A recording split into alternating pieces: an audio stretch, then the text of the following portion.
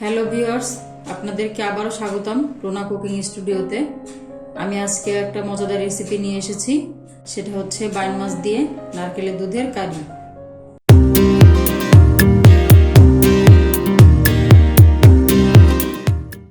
আজকে যে উপকরণগুলো দিয়ে রান্না করব আমরা চলে যাচ্ছি সেখানে। এখানে আমি বাইন মাছ নিয়েছি 500 গ্রাম, আর এখানে নিয়েছি আমি নারকেল দুধ, আর এখানে রান্নার পুরো উপকরণটি। এখানে আমি নিয়েছি 2 টেবিল চামচ পেঁয়াজ বাটা, 1 টেবিল চামচ রসুন বাটা, 1 চা চামচ আদা বাটা, এখানে 1 চামচ ধনে গুঁড়া, 1 চামচ জিরা গুঁড়া, 1 চামচ হলুদ গুঁড়া, এখানে আমি নিয়েছি 2 চামচ মরিচের গুঁড়া, এখানে নিয়েছি 3টা লং, 3টা এলাচ, 1টা দারচিনি, 3টা তেজপাতা। এটা আমার রান্নার উপকরণ। চলুন চলে যাই এবার রান্না প্রক্রিয়ায়। আমি এখন চুলাটাকে অন করলাম। এবার আমি এখানে তেল দিয়ে দিব, যেটা আমি আগে দেখাইনি। এখানে 1/3 কাপ তেলটাকে দিচ্ছি।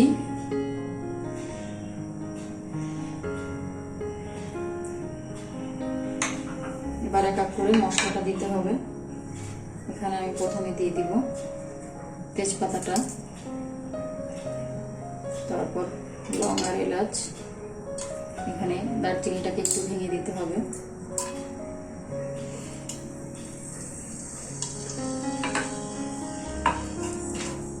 এটাকে তেল গরমের সঙ্গে একটু নেড়ে চেড়ে নিতে হবে।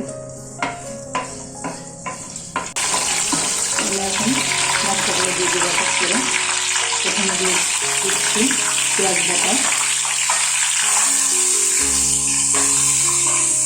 একটু নেড়ে নিতে হবে, নাহলে গায়ে ফুটে আসতে পারে। রসুন বাটা, আদা বাটা, মরিচের গুঁড়া, এখানে হলুদ গুঁড়া দিয়ে দিচ্ছি, ধনিয়া জিরা গুঁড়া পুরোটাই দিয়ে দিলাম। মশলা দেওয়া শেষ। এখন এটাকে ভালো করে কষাতে হবে। এখন আমি নারকেলের দুধটা দিয়ে মশলাটাকে কষাবো।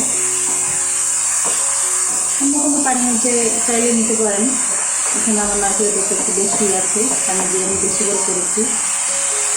এখানে অনেকে নারকেলের কেনা দুধটাও ইউজ করেন ক্যানের। সেটা না হলে নিজেরা নারকেল বাজার থেকে এনে সেটাকে ভেঙে পুড়িয়ে দুধ করে নিতে পারেন, না হলে ক্যানের দুধটা ইউজ করতে পারেন। সেক্ষেত্রে হাফ লিটার দুধ দিলে হয়ে যাবে। কেনা হোক বা ঘরের হোক, আধা লিটার পরিমাণে নিলে ক্যানের দুধটা অনেক ঘন থাকে, সেক্ষেত্রে হাফ নিতে পারেন। 250 গ্রাম মতো নিলে হয়ে যাবে। আর যদি নারকেলটাকে কাঁচা অবস্থায় দুধ করেন, সেক্ষেত্রে এটাকে হাফ লিটার পানির মতো করলে রান্নার পানিটাও হয়ে যাবে আর নারকেলের দুধটাও ভালো আসবে। মশলাটা প্রায় শেষ কষানো। 2 থেকে 3 মিনিট এভাবে ভালোভাবে কষিয়ে নিতে হবে। প্রথমে মশলাটাকে তেলে কষাতে হবে, তারপর একটু পানি দিয়ে, তারপর যখন মশলাটা তেল ফুটে আসবে তখন এটা হয়ে যাবে। এখন আমি এটাতে মাছ অ্যাড করবো। মশলাটা হয়ে গিয়েছে, তেল ফুটে এসেছে। এখন এটাতে আমি মাছ দিয়ে দেবো।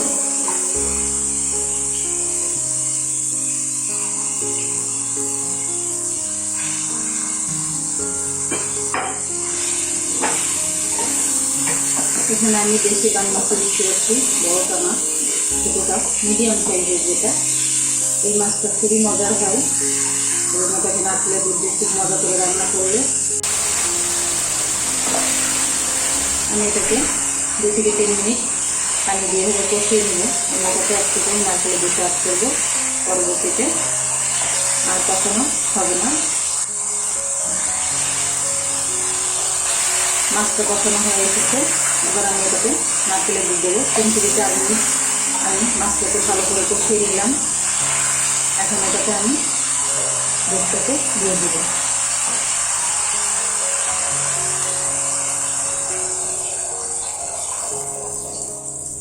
এখানে পুরো দুধটাকে দিয়ে দিচ্ছি। এখন এটাকে ভালো করে মিশিয়ে মশলাগুলোকে একসঙ্গে করে দিতে হবে, যেগুলো সাইডে লেগে যাবে। এখন এটা ঢেকে দিব 5 মিনিটের জন্য। ফিরে আসছি 5 মিনিট পর। এটাকে একটু আগলা করে দিতে হবে, দুধটা উঠলে তা না হলে বের হয়ে যাবে। নারকেলের দুধ দিয়ে রান্না করতে হলে এইভাবে উতলে আসলে ঢাকনাটাকে একটু আগলা করে নেড়ে দিলে আবার ঠিক হয়ে যাবে। ফিরে আসলাম 5 মিনিটের মাঝে। এখন আমি এটাকে একটু নেড়ে চেড়ে দিতে হবে, তা হলে নিচে লেগে যেতে পারে। এটা নারকেলের দুধের কারি যেহেতু, সেহেতু এটা লেগে যায় নিচে। কিছুক্ষণ পর পর এভাবে ঢাকনা উঠে একটু নেড়ে দিতে হবে। আমি এখন এটাকে আবারও ঢেকে দিব। আসলে চালের পরিমাণটা যদি ঠিক থাকে তাহলে অনেক সময় গ্যাসের সমস্যা থাকতে পারে, কম বেশি থাকতে পারে। সেক্ষেত্রে অনেকটা সময় লাগবে, তা না হলে 5 মিনিটেরও বেশি সময় হতে পারে, তার থেকেও কম সময় হতে পারে। কিছুক্ষণ পর পর ঢাকনাটা উঠে একটু নেড়ে দিতে হবে। আমি 5 মিনিট পরে আবারও ফিরে এলাম। এটাকে এখন একটু নেড়ে দেবো। এটাকে কিছুক্ষণ পর পরে নেড়ে দিতে হবে, তা না হলে নিচে লেগে আসবে। ননস্টিকের প্যান হলেও লেগে যায়, আর কড়াইতে তো আরও বেশি লাগে।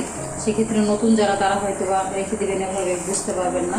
নিচে থেকে পুড়ে গেলে ফুল টেস্টটাই নষ্ট হয়ে যাবে। এখন আমি এটাকে আবারও ঢেকে দিব এবং এখন আমি চুলার আঁচটাকে লো মিডিয়াম আঁচে করে দিব। তা না হলে আর মাছটা একটু শক্ত থাকে, মাছটা শক্ত থেকে যাবে, ঝোলটা শুকিয়ে যাবে, তখন মাছটা হবে না। এই জন্য আমি চুলার আঁচটাকে মিডিয়াম লোতে করে দিলাম।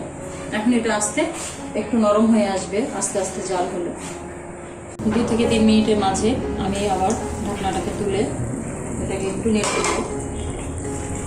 এখন দেখবো যে মাছের কী অবস্থা, এটা নরম হয়ে এসেছে না আরও বেশ কিছুক্ষণ রাখতে হবে। এখন দেখলে বোঝা যাবে মাছটা প্রায় হয়ে এসেছে, খুব একটা শক্ত নেই। এখন এটার লবণটাকে টেস্ট করতে হবে যে লবণের পরিমাণটা ঠিক আছে কিনা। এখন আমি এটাকে একটু টেস্ট করে দেখি। লবণের পরিমাণ ঠিক আছে। এখন এটাকে আমি আবারও ঢাকনা দিয়ে ঢেকে দিলাম। আবারও ফিরে আসবো 2 থেকে 3 মিনিট পর। ফিরে এসেছি কিছুক্ষণ পর। আর একটা জিনিস দিতে হবে, সেটা হচ্ছে জিরা ভাজা গুঁড়া, যেটা না দিলে নারকেলের দুধের যে মাছের যে একটা ফ্লেভার, সেটা আসবে না ঠিকভাবে। এটা দিতেই হবে, এটা না দিলে রান্নার টেস্টটা অসম্পূর্ণ থেকে যাবে। এখানে আমি 1/2 চা চামচ মতো জিরা ভাজা গুঁড়া নিয়ে নিয়েছি। এটাকে দিয়ে একটু নেড়ে দিতে হবে। আর একটা জিনিস লক্ষ্য রাখতে হবে, যতক্ষণ তেল ফুটে না আসবে ততক্ষণ এইভাবে আছে রেখে দিয়ে এটাকে নাড়াতে হবে। এখন এটা প্রায় হয়ে এসেছে, এখনই হয়ে যাবে। আমি এটাকে আর একটু ঢেকে দিব, এই জিরা গন্ধটা যাতে বের না হয়ে যায়। আরোমাটা বের হয়ে গেলে ভালো লাগবে না। এটাকে ঢেকে দিলে মাছের ভিতরে খুব সুন্দর একটা অ্যারোমা তৈরি করে। এটাকে ঢেকে দিচ্ছি সামান্য কিছুক্ষণের জন্য। ফিরে আসলাম কিছুক্ষণ পরে। এখন দেখুন এটাকে তেল ফুটে এসেছে। এই তেলটা যতক্ষণ না ফুটবে ততক্ষণ রেখে দিতে হবে। পানির অংশটা থাকলে তেলটা ফুটা ভালো দেখা যায় না। এখন এটাকে আমরা চলে যাব পরিবেশনে। ফিরে এসেছি রান্নার শেষে। রান্নাটা ঘরে আপনারা ট্রাই করুন, অনেক মজাদার রেসিপি, নারকেলের দুধে বান মাছের কারি। ভিউয়ার্স, যদি আমার রান্নাটি ভালো লেগে থাকে অবশ্যই আপনারা ট্রাই করবেন, লাইক কমেন্ট শেয়ার করবেন এবং আমার চ্যানেলটিকে অবশ্যই সাবস্ক্রাইব করবেন।